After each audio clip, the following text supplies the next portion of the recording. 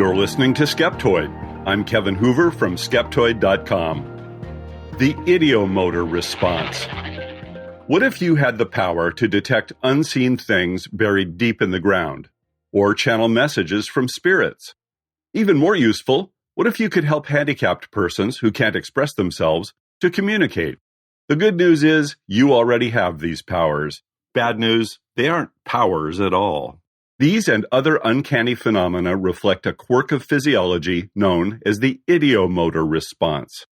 The ideomotor, or ideomotor, response, or reflex, or effect, let's just call it IMR, is a term for the unconscious, unintentional physical movements which sometimes occur when you experience thoughts or memories, or feel emotion.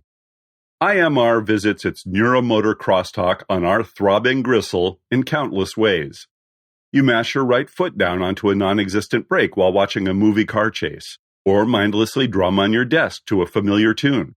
Maybe you lunge for a video game controller in response to a real-world situation, or draw an elaborate doodle while pondering something else entirely. Hello, IMR. And that's just the start. While the mind is far from fully understood, ideomotor movement links thoughts and feelings with unintended action in well-defined ways. IMR isn't widely appreciated or always recognized. You may have no awareness of executing the movements. All this opens the door to suggestions that external, metaphysical forces are in play. While a function of the nervous system isn't the same thing as a magical, mystical power, that's something the superstition salespeople don't want you to know. They've got plenty of fanciful uses for IMR that often include a consciousness-expanding price tag. Carpenter nails it. In case you missed Dr. William Benjamin Carpenter's lecture at the March 12, 1852 meeting of the Royal Institution of Great Britain, that's where ideomotor gained its retro, vaguely steampunk name and why it's sometimes called the Carpenter effect. Fusing the term ideo for ideas and motor for muscular movement, Carpenter's compound term married observations of IMR with what was surmised about the mind and the nervous system in his day. He created a sort of a signal flow chart, tracing the way thoughts might become actions. The motor nerves. There is no a priori difficulty in believing that ideas may become the sources of muscular movement, independently either of volitions or emotions. Carpenter was an Carpenter was an omnivorous intellect, and later in life, quite the skeptic. Right away, he linked ideomotor movement to hypnotism, sleepwalking, and what we now know to be placebo effects. Other scientists expanded and further defined the phenomenon based on his pioneering work. As usual, mere knowledge doesn't automatically disengage the superstitious from their exploiters or make much of a dent in their historical codependency. Let's dwell on the most persistent and profitable misimplementations of ideomotor response. Dowsing. Even in introducing the concept, Carpenter linked ideomotor activity with divination. Divining rods are used to detect all kinds of underground resources.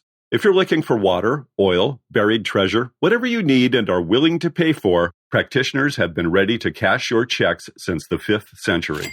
It's a rich tradition.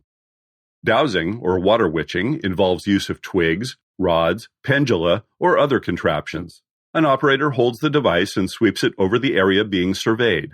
Antennae swivel and point to where digging should take place. The process by which this remote sensing occurs is variously described as vibration, radiation, magnetism, and that old favorite, energy, or chi.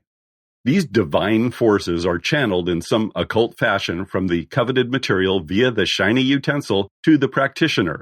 In other words, it's magic! In reality, it's the combined power of IMR and cognitive bias, the usual correlation-causation mashup, topped off with arguments from tradition and popularity. Dowsers and their customers are, literally, invested in the notion that it works. The dowser is being paid to find something via a magical process and has that sweet dowsing rig to pay for, so involuntary muscle movements are inevitably going to animate the instrument in a manner consistent with commercial expectations. If it does this 5, 10, 20 times with no result, but then strikes gold in one form or another somewhere, Fallacious post hoc ergo propter hoc reasoning links statistically meaningless cause with happy ending, and voila! Through the non-magic of motivated reasoning and confirmation bias, another testimonial is born and a timeless tradition is upheld. So is a major profit center. These days, water witchers adopt a science-y, techie overlay to help command juicy fees for products and services. While a simple dowsing rod might set you back just $15, professional setups incorporating all the latest technology and cosseted in fine leather cases go well into the four figures and beyond. But hey, they wouldn't sell this stuff if it didn't work, right? Wrong. Like feng shui advisors, astrologers, and other woo slingers, dowsers don't agree among themselves on proper procedures and standards. Some witchers, for example, wear rubber shoes, while others would never. And there's no data to back up anything about dowsing. Study after study has shown it to be no better than guesswork, the results indistinguishable from statistical noise. But for every damning dowsing data point, there's at least one folksy testimonial or YouTube video to counter it. Dowsing is one of those old-school bits of superstition that skeptical pioneers like Carpenter, and later the amazing James Randi, have roundly debunked. If people want to spend their money on useless products and services, make friends, and uphold tradition, hey, what's the harm? Well, it's all fun and games until it isn't. Bomb detection. During the Iraq War, asymmetric warfare in the form of cheap, easily concealed car bombs and suicide bombers killed and injured thousands. While others mourned, scammers sensed an opportunity. Soon, a host of IMR-based explosive detection devices came to market. They weren't cheap. These remote substance detectors, essentially bomb dowsers, fetched thousands, tens of thousands, even hundreds of thousands of dollars. Desperate for solutions and flush with cash, various militaries were quick to snatch up these devices at any price. One of the most notorious was the Alpha 6 dynamite detector, assembled by British subjects Samuel and Joan Tree in their garden, using cheap mail-order parts from China. A plastic box with no electronic components, just a freely rotating piece of metal billed as an antenna, the Alpha 6 was actually a rebranded golf ball detector marketed as the Gopher. Where the Gopher sold for $12, the near-identical Alpha 6 fetched more than $3,000 and up to $25,000. The government of Egypt placed an order valued at more than $1.5 million for a fleet of Alpha 6 units. Mr. and Mrs. Tree raked in an estimated $3 million before a BBC investigation revealed the scam. In 2012, the couple was convicted of fraud and sentenced to jail and community service. Cruelly, the bomb detectors were also billed as able to locate missing children. The Trees weren't alone. Other ineffectual, idiomotor-based bomb dowsers sold for as much as $500,000. They were used at military checkpoints in Iraq, allowing fully loaded truck bombs right on through to strike that country's justice and foreign affairs ministries. An even more suave-looking brushed metal device called the Sniffx was marketed to the U.S. military in the mid-2000s. After purchasing 8 Sniffx explosive detectors for $50,000, the Navy subjected them to double-blind testing using TNT and C4 explosives. Results were no better than random chance. A truck loaded with 1,000 pounds of explosives and driven within 20 feet of the Sniffx failed to elicit any indication. Investigators didn't bother with diplomacy or bureaucratese in their assessment. The Sniffx handheld explosives detector does not work, the Navy concluded. There was absolutely no indication the device met any single vendor claim. In response, Sniffx vendor Paul B. Johnson offered special pleading. He claimed that the Yuma Proving Ground where the device was tested was polluted with explosive residue, which skewed the results. But the Navy got it right, squarely placing the Sniffx's random antenna deflections on the operator's Ideomotor Response. Even without a bombing range to play around with, the amazing Randi swiftly sussed the Sniffx as nothing more than a fancy divining rod. He invited Johnson to prove its efficacy in the James Randi Educational Foundation's $1 million paranormal challenge. Johnson declined. Facilitated communication. If IMR was able to bamboozle some of the military some of the time, just imagine its potential in the world of alternative medicine. Hypnotism depends heavily on IMR, as does chiropractic. But these days there's something even more sciencey. Facilitated Communication, or FC. FC popped up in the 1970s. It is used to assist persons who have communications impairments such as autism with expressing themselves. The theory is that they have some undisclosed literacy, which FC can reveal and amplify. An FC facilitator holds the arm of an impaired subject, supports them, and helps guide the person's finger toward a special alphanumeric keyboard. The subject may then answer questions, converse, or just tap out statements. In other words, communicate. Initial responses were dramatic and persuasive, gaining accolades in the special education community and spurring adoption of the practice. You know what comes next. When FC was tested using scientific method, its usefulness evaporated. The responses were found to be those of the facilitator, not the subject, something the well-meaning facilitators were often unaware of. FC survives even though it is basically a parlor trick gussied up as augmentative communication. It's a latter-day iteration of automatic writing, an IMR-based practice which has been deluding the credulous and profiting practitioners for centuries.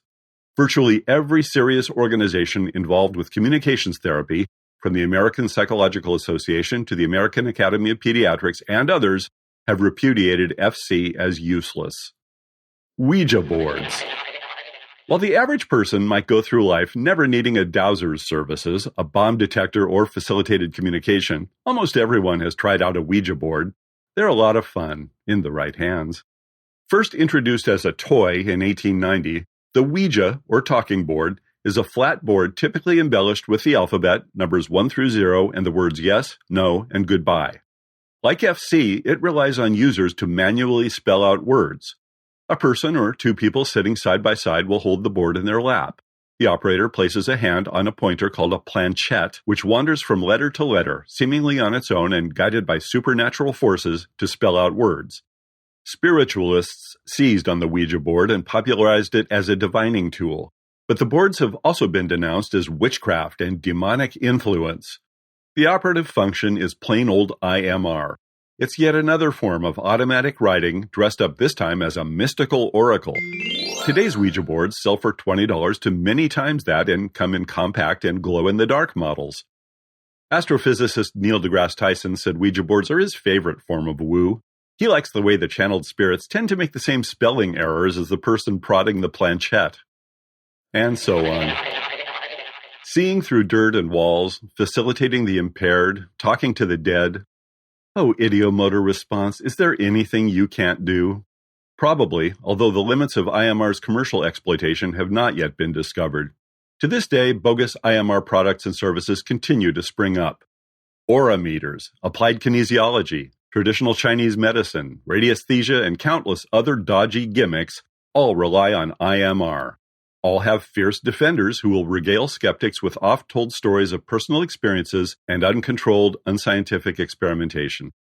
We'll go out on a limb here and look for answers from science, not toy manufacturers, alt-med hucksters, or war profiteers. Next time you smack your lips thinking of mom's apple pie or grimace at memories of your Auntie Griselda's goulash, thank scientist William Benjamin Carpenter for first unveiling the secrets of the ideomotor response.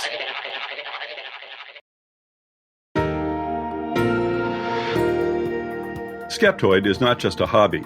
It's a nonprofit public charity. Just as you depend on a new show every week, we depend on your monthly micropayment. If you're not already a supporter, please come to Skeptoid.com and click on Support Skeptoid, and make this a two-way street for many years to come. You're listening to Skeptoid, a listener-supported program. I'm Kevin Hoover from Skeptoid.com.